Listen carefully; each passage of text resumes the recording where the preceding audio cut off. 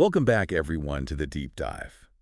This time we're taking a look at something really fascinating, human action, and how it connects to living a joyful life. Okay. We're going to be exploring an interesting take on ancient wisdom that really pushes us to question how much choice we actually have, Right. and whether free will is all it's cracked up to be. Absolutely. Get ready to rethink why you do the things you do. What's so intriguing about the source material is that it starts with a pretty radical idea. It says that we actually don't have a choice about our actions. Whoa, okay, wait, that's a big claim. Right. I think most of us go through life feeling like we're making choices all the time. So how does this source back up this whole no-choice thing? It all comes down to how the source defines what a human being is.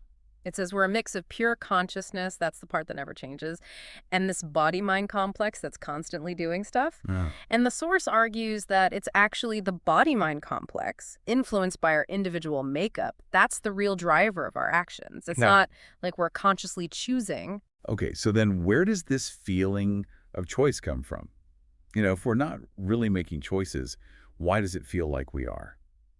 Well, that's where the mind comes in. The mind is always busy. It's constantly taking in information from our senses, analyzing it, and trying to make sense of everything. Okay, yeah. It creates stories and explanations for our experiences, including our own actions, and it's this storytelling that makes us believe that I am the one making the choices. So it's like our minds are these master storytellers, Exactly. creating this illusion of control, even though we might actually just be along for the ride. Exactly. And this illusion of choice, while it might feel empowering on the surface, can actually cause a lot of suffering. Right. Because when we truly believe we're in control, we become attached to how things turn out. And when things don't go our way, we resist it.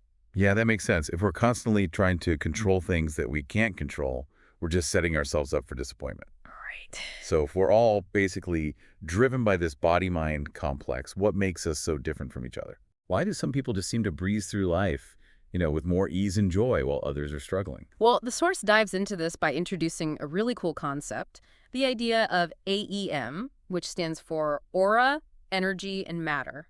AEM? Uh-huh. Okay. Each person has their own unique mix of these three elements, and this mix is what shapes how we see the world and what motivates us. It's like our own personal recipe. You got it. It's a recipe that influences how we experience life and interact with everything around us.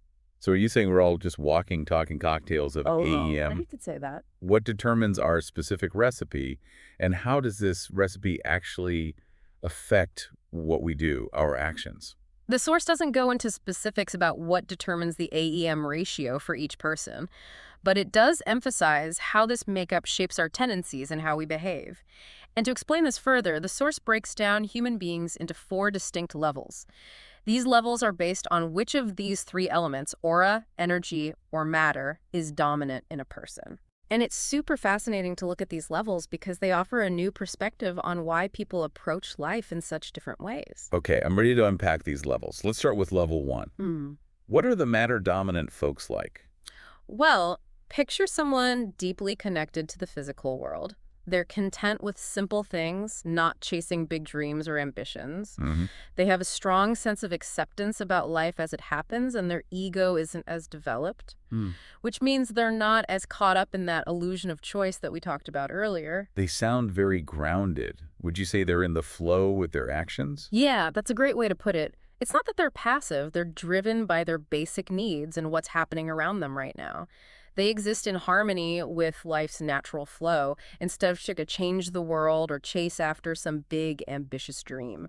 That's such a powerful image. It makes you wonder if all this striving and ambition that we often see as good things actually pulls us away from that natural flow. What about those people who are really driven? The ones always aiming for success and achievements. Where do they fit in? That sounds like level 2. Where energy is the dominant element. These are the builders, the achievers, always pushing to shape the world through their actions. Right. They have this strong, I am the doer mentality, Yeah? driven by material things and this pursuit of lasting happiness through what they accomplish. Ah, the classic go-getters. But you're saying that even these folks who were so driven, they can't find true joy just from material success, right? That's what the source material suggests, yeah. Even at level 2, there's this clinging to the idea that I am the one in control, making things happen. And as long as that illusion persists, true, joyful living is going to remain out of reach. So it seems like a recurring theme here is that real joy comes from letting go of control, Mm. from aligning with the natural flow of life instead of resisting it. Right. So how does that play out when we move up to level 3? What happens when aura starts to take the lead? At level 3, there's a noticeable shift in focus. People start realizing that material things don't bring lasting happiness. Their attention turns towards spiritual growth. Okay. They get involved in practices like karma yoga, and they seek self-knowledge. And their understanding of doership changes as they explore these deeper aspects of existence. So they're starting to see that true happiness might come from within rather than outside themselves. Exactly. At this level, some people start seeing a higher power as the real doer behind everything, while others start seeing action as this inseparable part of who they are, like it's not separate from some universal flow. They're getting a deeper understanding of their place in the grand scheme of things. It sounds like level 3 is where things start getting really interesting, a shift from me doing things to a sense of being a part of something bigger. But what about those who've reached the peak of understanding, the enlightened masters? Where do they fit in this framework? That brings us to level 4, where individuals have gone beyond the dominance of any single element. They embody this joyful living not because they stopped taking action, but because they've let go of attachment to desires and outcomes. Hmm. They sound like they've reached this state of effortless flow, Yeah. completely in sync with life. Yeah. But if they've moved past desire, why did they even bother doing anything at all? Well, the source emphasizes that action is just a natural part of existence, regardless of your level. Okay. For those at level 4, their actions come from this deep understanding that they are instruments of nature, acting in harmony with a bigger purpose.